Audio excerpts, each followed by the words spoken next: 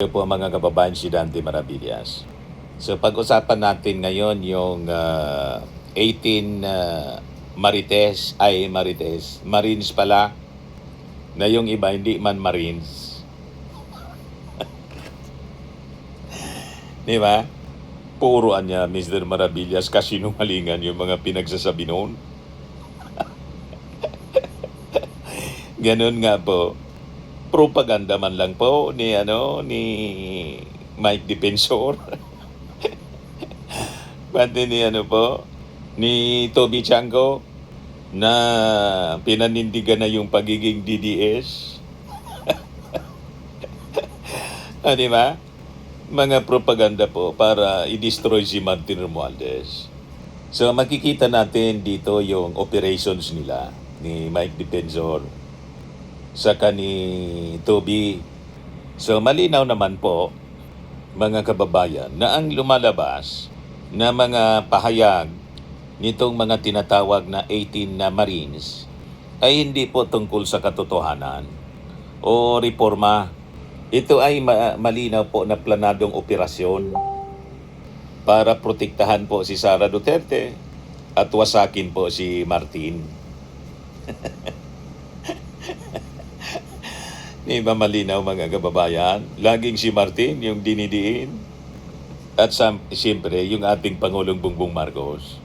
Ito po ay coordinated narrative na may malinaw pong political objective. At kapag pinagsama-sama natin po yung mga detalye, iisa lang po yung lumalabas. Hindi po independent yung 18 Marines. Sila po ay malinaw na instrumento ni na Mike Defensor at ni Toby Chango sa isang orchestrated political attack. Hindi po sila naglalantad ng katiwalian. Malabo po ang intensyon nila mga kababayan pag tinignan ninyo ng inanalyze natin ng mabuti. Nililihis nila yung usapan sa political strategy mga kababayan. Ito yung tinatawag na narrative replacement. Papalitan po yung tunay na isyo ng gawa-gawang mga controversy. Ganon lang. At malinaw na si Mike Defensor po yung puppet master ng operasyon na to. Manipulation at coordination. Kitang-kita po ang bakas ni Mike Defensor sa pagmamanipula sa grupo. Panoorin lang ninyo yung mga pa-interview niya. Alatado masyado. Well coordinated po. Sige, pa-interview kung saan-saan. Sa mainstream media, pati social media, yung mga vloggers nila. So, ginamit niya mga kababayan, yung kanyang koneksyon para i-coordinate yung lies ng 18 Marines. Ngayon, sa logical breakdown, kung magkakatugma yung script, pero po hindi yung facts, ibig sabihin po, may nagdidikta. Ganun lang yon. Ano niya, Mr. Maravillas, yung layunin para iligaw yung publiko. Ganun lang po yan. Gumagawa sila ng ingay para ilihis ang atensyon mula sa mga isyu ni Sara, yung kinasangkutan ni Sara, yung pharma link funds, yung mga OBP budget issues sa confidential funds, at kung ano-ano pa na kinasadlakan ni Sara. Yung laman ng articles of impeachment para hindi pag-usapan. Nakita ninyo mga kababayan yung affidavit na isinabmit sa Justice Panel ni Madriaga. Imbes sa pag-usapan mga kababayan yung pinakang issue doon sa expose ni Madriaga, napunta yung kwento sa painting at saka sa grado ni Sara sa pagklase sa Abugasya. Ganon. Ang pinaka main issue doon, yung paggastos ng confidential funds na hindi 11 days, kundi less than 24 hours lang pala na nangyari. Yun ang pinaka issue ng pasabog mga kababayan ni Madriaga. Yung delivery ng mali-maletang pera, hindi lang mali-maleta, kundi pati sa kotse at saka ah, ban, mga kababayan. Yun ang main issue doon. Napunta po sa grado ni Sara. Doon siya nag-react, mga kababayan. At saka doon sa painting, yung kanyang mga vloggers, mga DDS vloggers, yun yung naging topic. Ibang malinaw na paglihis sa issue, mga kababayan. Ganon din dito sa kay Mike Defensor, saka kay Toby Chanko. Distraction sila. Yun ang operation ng dalawa. Iligaw yung publiko. Saka ibaling ang sisi kay Martin Romualdez. Sa simpleng paliwanag, mga kababayan, kapag may mabigat na issue ang ginagawa nila, gumawa ng ingay, gumawa ng mas maingay na issue. Ganon. Ito po yung tinatawag na classic na taktika na if you cannot defend, distract.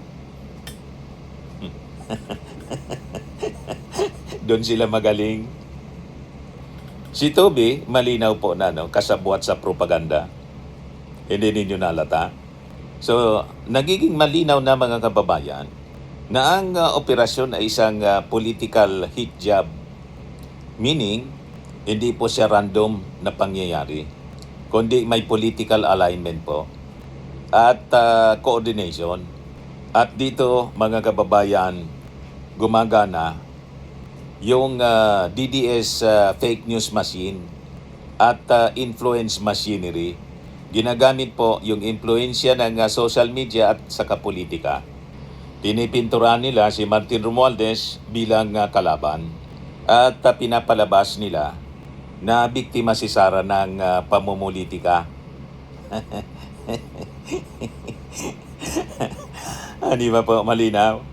Pag inanalyze ninyong mabuti, mga kababayan, ito po yung tinatawag na image inversion strategy. Yung pinapaimbestigahan, ginagawa nilang biktima. Yung walang ginagawa nilang kontrabida. Si Martin Romualdez, ginagawa nilang kontrabida.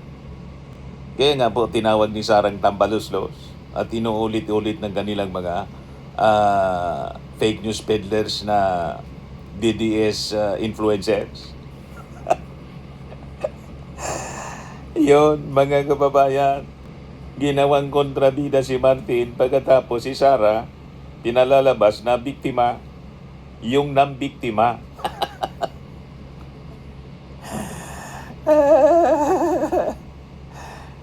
Talagang mga paloko yung mga gawain po. Yung mga kwento po ng 18 Marines, puro hearsay, ginawa nilang ebidensya. Kaya nga ayaw patulan po ni Ping Lacson. Yung mga kwento po ng 18 Marines, inconsistent. Hindi po consistent yung mga detalye. Hindi nagtutugma yung mga pizza na minimension nila. So ang ibig sabihin, mga kababayan, kapag ang kwento po ay pabago-bago, hindi ito alaala, kundi script na minamadali. At yung gawang kwento, madali pong mahuli. Pagawa-gawa lang yung kwento. Tingnan ninyo yung affidavit ni Gutesa. Di ba, nadurog agad, kinaumagahan, durog na. Hindi nagpakita si Gutesa. Sino yung handler nun? Si Mike Defensor. Manufactured kasi yung narrative. So, patunay ito na yung kanilang script ay minadali. Ang objective lang kasi, siraan si Martin. Ganun lang yon. Malinaw na hindi sila, mga kababayan, naghanap ng katotohanan. Gumagawa sila ng kwento para may maibato lang. Propaganda machine kasi sila po ni Sara Duterte, malinaw. Damage control operation ang objective. Dahil kasi po sa bigat ng mga kaso, mga aligasyon na laban kay Sara Duterte, kailangan nila kasi na gumawa ng mga counter narrative. Sa logical insight, mga kababayan, kapag may lumalabas na credible testimony, Ang unang reaksyon ng guilty camp ay hindi sagutin, kundi pagtakpan ng ibang isyu. Nagkikreate sila ng distraction, gumagawa ng mga gawa-gawang kwento para mabaling doon yung atensyon ng publiko. Ginugulo nila yung kwento. Siyempre, may pondo yan, alangan man wala. Reframing the investigation. Pinapalabas nila na ang House investigation po, yung Justice Panel, ay personal na atake ni Martin Romualdez. Kahit sa katotohanan po, ito ay parte ng mandato, constitutional duty ng Congress. Ang Congress kasi po, may power na mag-imbestiga, lalo't may final na formal complaint laban kay Sara Duterte. Ang gustong mangyari nila, dapat i-ignore lang kasi Sara Duterte yan. Huwag dapat sasalingin. May ganon mga kababayan na entitlement kasi malinis pag Duterte. Hindi corrupt, sabi ng mga DDS vloggers. Pag Duterte, malinis. Hindi corrupt. Di ko ganon yung paniwala ninyo at naniniwala si Sara Duterte, more na dapat harapin niya po yung impeachment trial. Para po kung hindi talaga siya corrupt, tulad ng sinasabi sa impeachment complaint, malilinis yung kanyang pangalan. So, malinaw po na may duty yung Congress na mag-imbestiga. Ngayon, kung tinatawag nila itong pag-atake, ang ibig sabihin lang niyan, mga kababayan, natatakot si Sara sa investigasyon. Ang masaklap, nagamit pa yung yung Marines bilang institusyon, nasisira tuloy. Pambababoy na tuloy sa uniforme ng mga Marines. Ginagamit nila yung institusyon ng Marines para magmukhang credible. Pero ang malinaw po, hindi nila kinakatawan yung buong hanay ng militar. And in fact,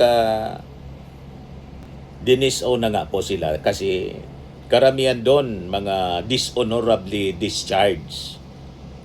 Diyan niya Mr. Maravillas ang pinakang agenda. Simple lang po yung agenda. Save Sara, destroy Martin. Di ba malinaw mga kababayan? Bukang bibig ni Toby Chanco at saka ni Mike Defensor, si Martin Romualdez. Si Martin di man nagsasalita. Nagpa-imbestiga nga po si Martin. Si Sara ang ayaw magpa-imbestiga. Tama ba? Umiiwas sa lahat ng investigasyon si Sara. So ang motibo nila, puro politika, siyempre. Ang lahat ng ang political endgame nito, nakikita natin ang galawan ni Toby at saka ni Mike Defensor. Nakatuon sila sa 2028. Nakatutok sila doon sa 2028 presidential election. So yung ginagawa po nila isang political strategy. Kung may hadlang sa political ambition nila mga kababayan, ngayon pa lang sisirain na nila. Pero yung gusto nilang sirain si Martin Romualdez, tumitindig po siya sa transparency. Kaya siya po ang target. Bakit naman na niya Mr. Maravillas si Martin ang laging target? Kasi po yung transparency, kalaban siya ng may mga itinatago. Transparency advocate si Martin eh. Itong ginagawa nila is survival politics. Kailangan nilang wasakin si Martin Romualdez para hindi po tuluyang lumubog ang political career ni Sara Duterte. Kasi palubog ng palubog po. 69% nga sa mga na-survey ng Okta nagsabing kailangan matuloy ang impeachment. So maliwanag na hindi po ito hindi laban ng prinsipyo, kundi laban para sa political survival. So isa siyang coordinated political operation mga kababayan. Kapag pinagsama-sama natin yung kwento, may manipulation, nandyan si Defensor, may propaganda machinery, nandyan si Toby. may mga weaknesses yung 18 Marines. May diversion strategy. May political motive. Protect Sara, attack Romualdez. Yun ang pattern po. Malinaw po ang lumalabas na pattern. Orchestration, propaganda, distraction, then demolition job. Ganon. So, malinaw po mga kababayan, pag tinignan natin ng mabuti yung presence ng 18 Marines, lumalabas po na hindi sila boses ng katotohanan.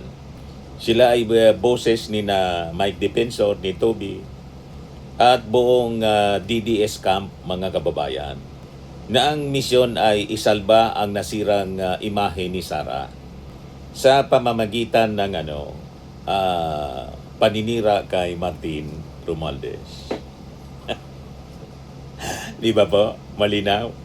So kung ang ebidensya mga kababayan ay gawa-gawa at ang mga kwento ay hindi nagtutugma, hindi natin siya matatawag na whistleblowing. Ito po ay malinaw na propaganda lang.